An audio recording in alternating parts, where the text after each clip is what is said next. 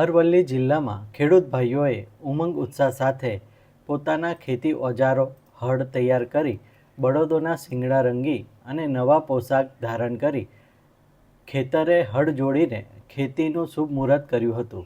દર વર્ષની જેમ અખાત્રીજના શુભ દિને જિલ્લાના ઇસરોલ પંથકના સૌ ભૂમિપુત્રોએ એક સાથે ટ્રેક્ટર અને હળ જોડીને ગામ નજીકના એક મોટા ખેતરમાં ખેડ કરી નવા વર્ષનું ખેતીનું મુહૂર્ત કર્યું હતું.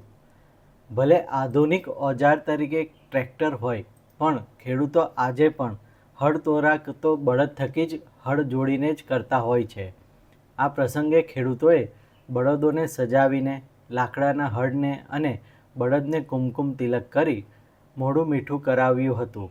તેમજ કંસાર જમીને ખેડૂતોએ એક સાથે હળ અને ટ્રેક્ટર ચલાવી ખેતર ખેડી ખેતરમાં સાત ધાન્ય ઘઉં, મકાઈ, બાજરી, મઠ, મગનું વાવેતર કરી નવા કૃષિ વર્ષનો શુભારંભ કર્યો હતો.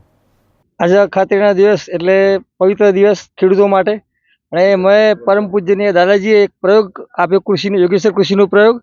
અને એ પ્રયોગ એટલે કે જે ખેડૂતની આવડત છે એ આપણે ભગવાનના ચરણે ધરીએ.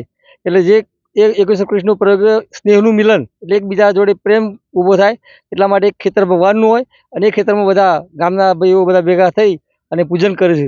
અને એ ખેતર ભગવાનનું ખેતર હોય, એ ખેતરનું પૂજન કરી અને બધી પોતાની જે આવડત હોય એ પ્રભુના ચરણે ધરવાની. એટલે આ યોગેશ્વર કૃષિનો સરસ પ્રયોગ દાદાજી આપ્યો છે અને એમાંથી ખેડૂતોનો એકબીજાનો પ્રેમ વધે છે.